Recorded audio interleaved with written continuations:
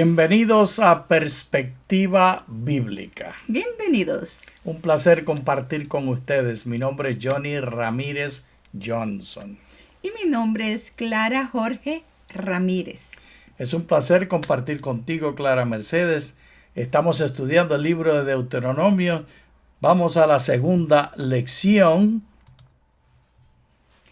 La lección de la historia de Moisés para el 9 de octubre 2021. Y debemos empezar con palabra de oración. ¿Nos diriges? Oremos.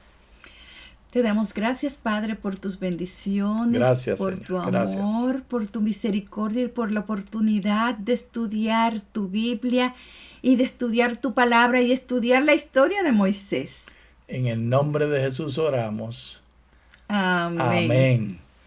Este estudio de la vida de Moisés, Clara Mercedes, es muy sesgado. Estaremos viendo un aspecto exclusivo y específico de su historia conforme la lección ha estado procurando enfatizar. Lo primero que tenemos que ver es que comenzaremos nuestro estudio de Moisés viendo cómo Pablo veía a Moisés en relación con los judíos a los que él estaba predicando. Leamos. No quiero que ignoren, hermanos, que todos nuestros padres estuvieron bajo la nube y que todos atravesaron el mar. Y esto lo está diciendo el hermanito Pablo a los de Corintio. En 1 Corintios 10, del 1 al 5. Está registrado allí en su carta. Y estas ideas enfatizan primeramente la centralidad de Moisés. Mira cómo lo sigue explicando Pablo. Todos en Moisés fueron bautizados, en la nube y en el mar. Todos comieron la misma comida espiritual. Todos bebieron de la misma bebida espiritual, porque bebían de la roca espiritual que los seguía, y la roca era Cristo. Fascinante que el hermano Pablo le dice a los judíos que no se maravillen que él está predicando a Cristo Jesús, porque Cristo Jesús estaba desde el tiempo de Moisés, y que Moisés era ministro de Jesús, y que en la persona de Moisés todos fueron bautizados. Esto es fascinante, Clara, porque es como quien piensa en un prócer. En la República Dominicana tenemos y tienen ustedes próceres que los consideran centrales a la historia y a la persona de quien es un dominicano. En Puerto Rico, Eugenio María de Hostos es una persona central. Y tú has dedicado energía y mucho tiempo para uno más reciente, que es Juan Bosch. Juan Bosch, uno de los padres de la patria, aunque este es uno más reciente. Pero en el caso de Israel, el hermano Pablo estaba diciéndole a ellos que en la persona de Moisés todos ellos habían experimentado las mismas cosas. Eso es algo místico, algo de fe, porque lo que está diciendo Moisés es: si tú reclamas tener los genes de judío, reclamas tener los genes de Moisés, y si reclamas tener los genes de Moisés, debes aceptar la misma experiencia que Moisés aceptó. ¿Qué te parece esa idea paulina para predicar el evangelio, Clara? Me gusta. Y Pablo menciona que, sin embargo, Dios no se agradó de la mayoría de ellos, pues quedaron postrados en el desierto. Ay, bendito. Dios no se agradó de ellos, y aquí viene el hermanito Pablo en su predicación, les va a dar una torcedura y les va a decir: de la misma manera que como fueron rechazados por lo que sucedió en el desierto y el pecado de desprecio grande que ellos hicieron contra Dios, así ustedes que están escuchando el mensaje de Jesús, si desprecian el mensaje, tampoco van a entrar a la tierra prometida. El hermano Pablo les explica ese paralelo doble. Y él es tan franco. Muy franquito, sí. Y aquí tenemos el resumen de esta enseñanza de Corintios 10 del 1 al 5. Dinos los primeros 2 puntos. Todos en Moisés fueron bautizados en la nube y en el mar. Así que el bautismo no es algo nuevo. De hecho, Clara, los judíos practicaban las oblaciones. ¿Te acuerdas que en la boda de Caná de Galilea, qué fue lo que le dijo María a los siervos? ¿Y qué fue lo que dijo Jesús a los siervos? ¿Que hicieran qué? Que llenaran las tinajas de agua. Sí, pero dice cuáles tinajas. Eran las tinajas del rito. Números 8, 5 al 7. El Señor habló a Moisés diciendo: toma a los levitas de entre los hijos de Israel y purifícalos. Así harás con ellos para purificarlos. Rocía sobre ellos el agua para la purificación. Luego haz que pasen la navaja sobre todo su cuerpo y que laven sus vestiduras, y así serán purificados. Las mujeres se sumergían. Son las tinajas que se usaban para guardar el agua para el bautismo. Y este bautismo era una sumersión que ellos hacían para limpiarse ritualmente, periódicamente. El mismo significado que tiene el bautismo cristiano y el bautismo que hacía Juan el Bautista, Clara Mercedes. Lo único que Juan el Bautista lo hacía en el río. Así que el bautismo era continuidad. Y no deben ignorar la historia de sus padres, porque en ello estaba el conocimiento de Jesús. La historia de nuestros padres era centrada en su conexión con la roca espiritual que los seguía, y la roca era Cristo. Este Cristo Jesús que nos dio a nosotros la salvación. Y Dios no se agradó de la mayoría de ellos, pues por lo que sucedió en Cades Barnea, Clara. En Cades Barnea hubo una terrible rebelión. Y esta ¿Cómo va a ser, Johnny? Sí. Y lo que está escribiendo Moisés en Deuteronomio es un diálogo con esa rebelión que hubo, hablándoles de cómo mantener el pacto. Vayamos primero a los primeros 17 versículos del libro de Deuteronomio y después nos vamos a la rebelión para entenderla. Perfecto. En aquel tiempo yo les hablé diciendo: yo solo no puedo cargar con ustedes. El Señor su Dios los ha multiplicado. Y aquí que hoy son tan numerosos como las estrellas del cielo. El Señor Dios de sus padres los multiplique 1000 veces más y los bendiga como les ha prometido. Esta promesa y esta bendición que estaba dando Moisés quería contrarrestar todas aquellas rebeliones que ellos habían tenido. Al leer la ley por segunda vez antes de su muerte, el hermano Moisés está recalcando la manera de mantenerse en Dios. Y él sigue explicando. Pero, ¿cómo podré llevar yo solo sus preocupaciones, sus cargas y sus pleitos? Provean entre sus tribus de hombres sabios, entendidos y experimentados, para que yo los ponga como sus jefes. Ustedes me respondieron y dijeron: está bien hacer lo que has dicho. Entonces tomé a los jefes de sus tribus, hombres sabios y experimentados, y los puse como sus jefes, como jefes de 1000, jefes de 100, jefes de 50, jefes de 10 y como oficiales de sus tribus. En aquel tiempo mandé a sus jueces diciendo: oigan la causa de sus hermanos y juzguen con justicia entre un hombre y su hermano o el forastero que está con él. No hagan distinción de personas en el juicio. Oirán tanto al pequeño como al grande. No tengan temor de nadie, porque el juicio es de Dios. Pero la causa que les sea difícil la traerán a mí y yo las oiré. Les mandé pues en aquel tiempo todo lo que tenían que hacer. Qué maravilla tan especial, Clara. Tener una organización centralizada donde de 1000 hasta 10, teniendo líderes que están representando y pueden coordinar el juicio del pueblo y pueden coordinar todas las necesidades del pueblo. Y por si acaso no se puede resolver, podían ir a Dios a través de Moisés, quien consultaba a Dios con el Urim y el Tumim o generalmente lo consultaba cara a cara porque él era el único que hablaba con Dios cara a cara.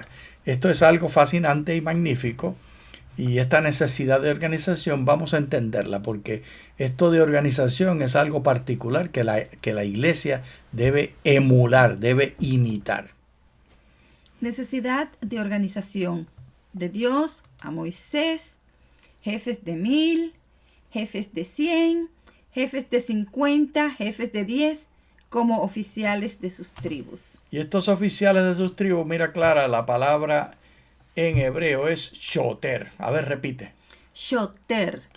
Y estos jefes de sus tribus, estos shoter, estos oficiales, se menciona varias veces cuál era la actividad principal. Puedes leer en Deuteronomio 31:28. Congreguen ante mí a los ancianos de sus tribus y a sus oficiales, shoter. Yo hablaré a sus oídos estas palabras y llamaré como testigos contra ellos a los cielos y a la tierra. Aquí hay clara una alusión que no se está diciendo, pero que al estudiar el hebreo y las raíces antiguas encontramos que shoter en realidad lo que está diciendo son escribir, los escribanos, los que escribas.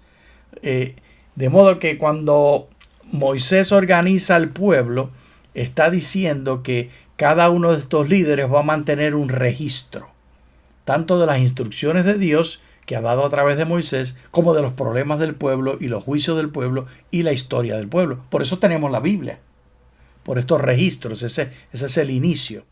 Mira el corazón de esta organización. Ancianos, los más viejos, y oficiales, shoter o escribas. Las palabras de Dios están en sus testigos en manos de los más viejos y los escribas. Esta realidad, la iglesia de hoy la tiene igual. Tenemos a los que han mantenido la escritura de la palabra de Dios y la teología, y son de tiempos muy antiguos que tenemos estos escritos. Tenemos padres de la iglesia y madres de la iglesia y toda clase de sabios que dedicaron energía y escribieron. Esta idea de escribir, Clara Mercedes, y de ser un pueblo de un libro, es natural de las tres religiones monoteístas, es decir, del judaísmo, que es la más antigua, el cristianismo, que es la segunda en antigüedad, y el islamismo, que es la tercera en antigüedad. Es cierto, Clara Mercedes, que hay escrituras más antiguas entre los hindúes.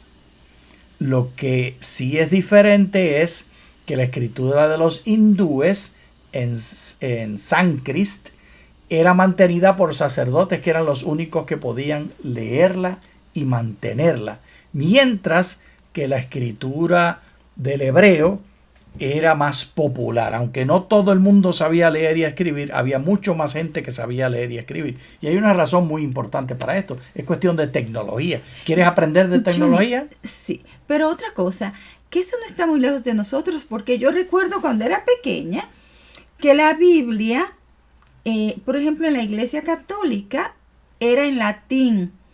Todo, la predicación era en latín y solamente la Biblia estaba en latín. Bueno, vayamos entonces a la historia de la escritura. Dios llamó a Abraham a salir de una cultura con escritura cuneiforme, usando miles de símbolos, a Hebrón en Palestina, donde la escritura era de 27 símbolos. ¿Qué diferencia, Johnny? De miles a 27. Imagínate. De escribas, sacerdotes en su tierra natal, a mineros que inventaron la escritura en alfabeto. De cada símbolo ser una sílaba, a cada símbolo ser un sonido. Esto es fascinante. Veamos, antes de examinar estas fotos que hemos puesto juntas, entendamos esto que acabamos de decir. Es decir, cuando Dios llama a Abraham para que salga, porque él no llamó a Abraham, él llamó a Abraham. Abraham. Sí. Cuando llama a Abraham para que salga con su familia, que salió con su papá de Ur de los Caldeos, el propósito de Dios era múltiple. Uno de los propósitos era sacarlo de una tecnología exclusivista en literatura a una tecnología más universal en literatura. Porque la invención de la escritura en alfabeto, donde cada símbolo representa un sonido, ocurre en una mina en el desierto del Sinaí. Ahí tenemos lo más antiguo voces de las primeras letras del alfabeto. Y cada símbolo representaba una palabra, por ejemplo, alfa o alef. Alef requiere decir buey, y era la cabeza del buey. Pero no era el propósito simbolizar la palabra buey, sino que era el propósito simbolizar el primer sonido de la palabra buey, que en hebreo es alef. ¿Estoy comunicando o te dejé perdida? No estoy perdida, estoy como mi nombre, estoy muy clara. Entonces, vamos a las ilustraciones que trajimos. En esta ilustración tenemos donde Moisés creció en Babilonia. Esta era la forma de escritura para el tiempo de Moisés. Este manuscrito... Johnny, ¿dónde se encuentra Babilonia hoy? Irak.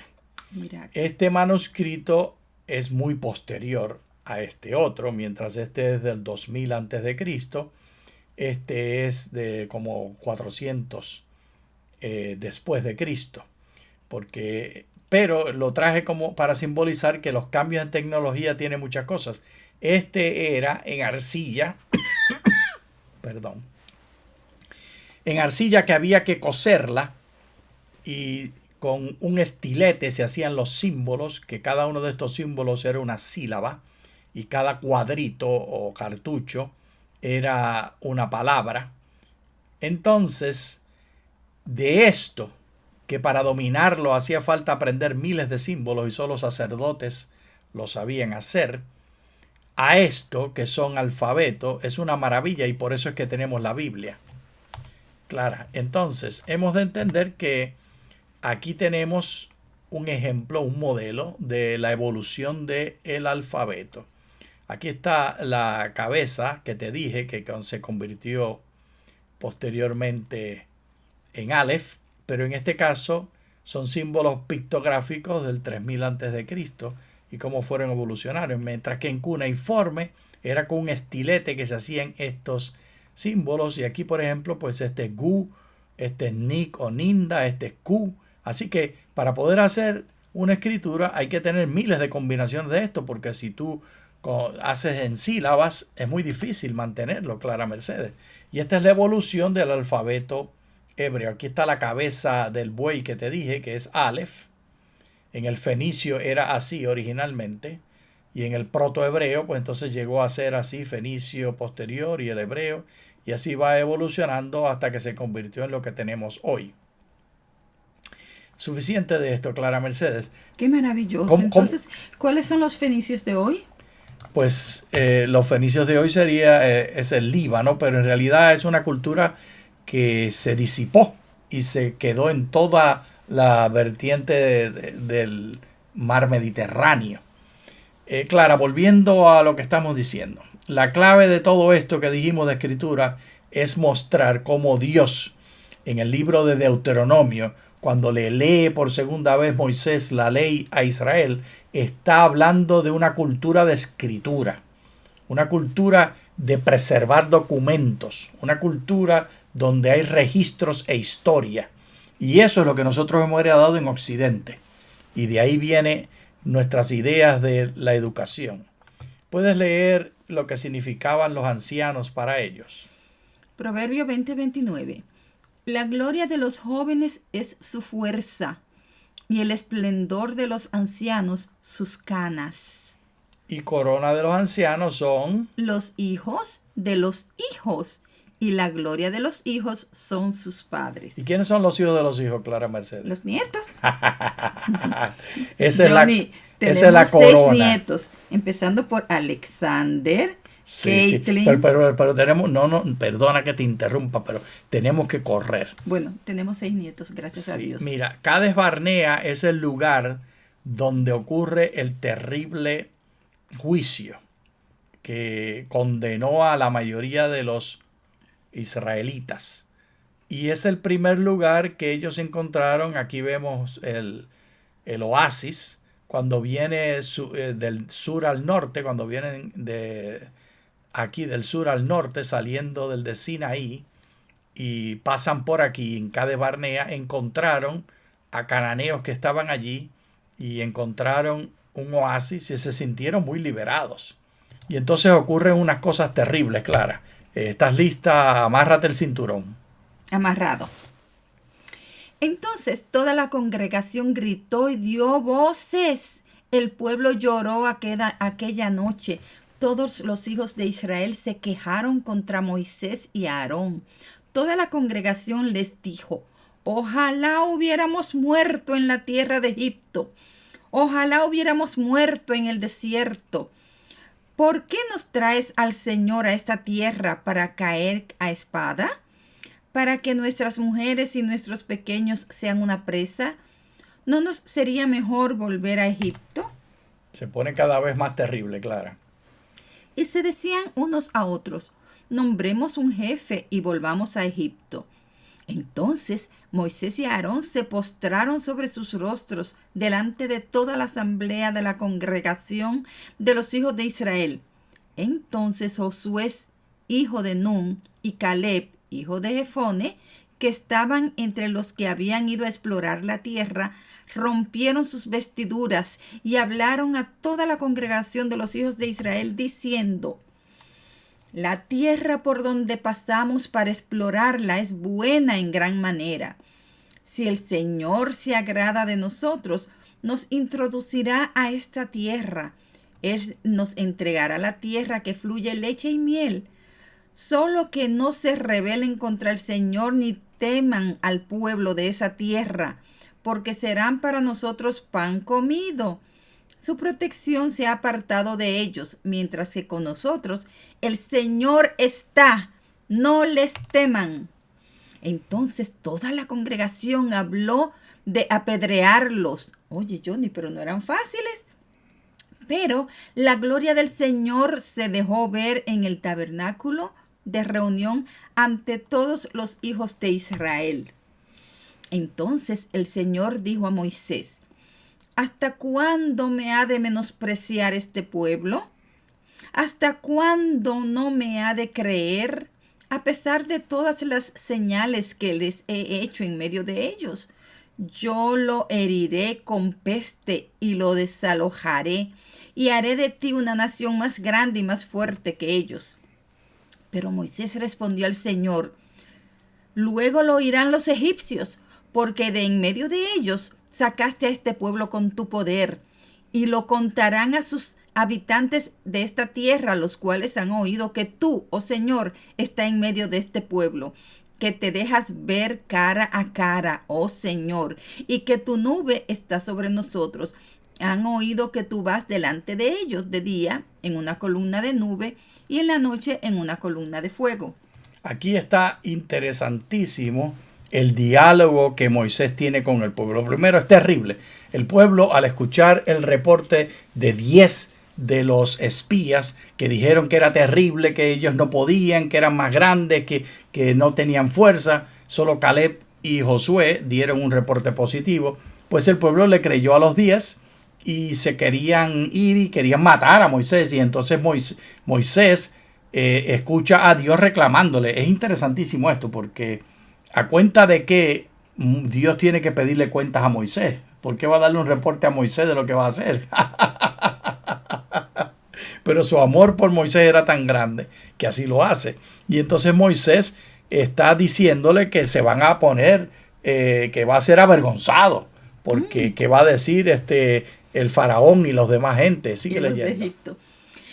Pero si tú haces morir a este pueblo como a un solo hombre, entonces las naciones que han oído de tu fama dirán: porque el Señor no fue capaz de introducir a ese pueblo en la tierra que les prometió con juramento. Por eso los mató en el desierto. Ahora pues, se ha engrandecido el poder del Señor, de acuerdo con los que les has hablado, diciendo: El Señor es lento para la ira y grande en misericordia. Él perdona la iniquidad y la rebelión, pero de ninguna manera dará por inocente al culpable. Castiga la maldad de los padres sobre los hijos, sobre la tercera generación y sobre la cuarta generación. Perdona pues la iniquidad de este pueblo según la grandeza de tu misericordia, como lo has hecho y lo has perdonado desde Egipto hasta aquí. Así que Moisés pide perdón para que Dios no sea avergonzado. Y Dios acepta esta lógica y entonces mira lo que sigue. Entonces el Señor dijo: yo le he perdonado conforme a tu palabra. Sin embargo, vivo yo y la gloria del Señor llena toda la tierra. Que de los que vieron mi gloria y las señales que hice en Egipto en el desierto, y que me han puesto a prueba ya 10 veces y no han escuchado mi voz, ninguno verá la tierra que prometí con juramento de sus padres y a sus padres. Ninguno de los que me han menospreciado la verá. Pero a mi siervo Caleb, por cuanto ha demostrado un espíritu diferente y me ha seguido con integridad, yo le introduciré en la tierra a la que él fue, y su descendencia la tendrá en posesión. Ahora bien, puesto que los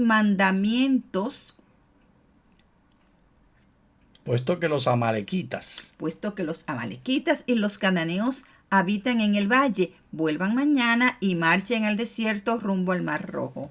Así que perdieron la oportunidad de entrar a la tierra.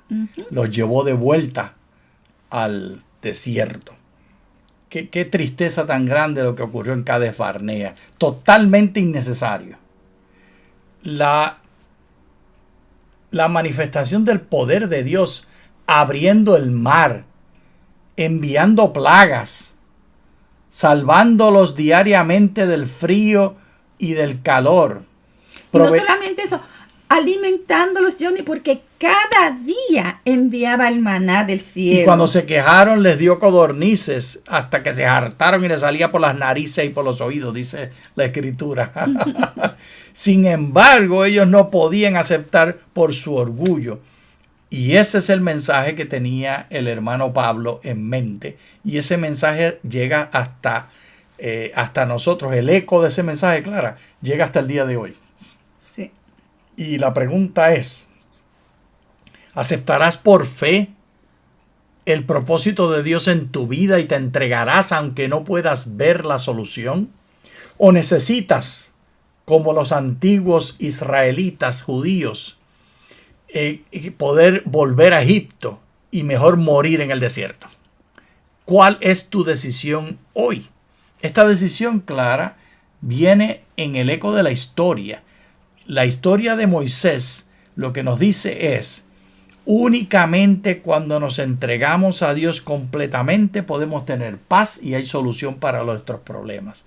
Y este pacto implica leer las historias sagradas de cómo Dios actuó en el pasado y tener la seguridad como Caleb y Josué que Dios nos proveerá.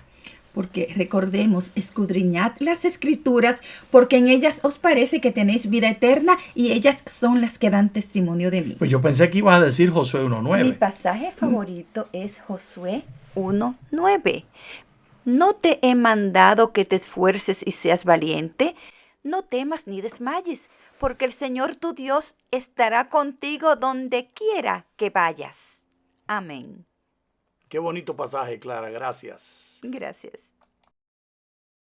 Muchas gracias. Muchas gracias.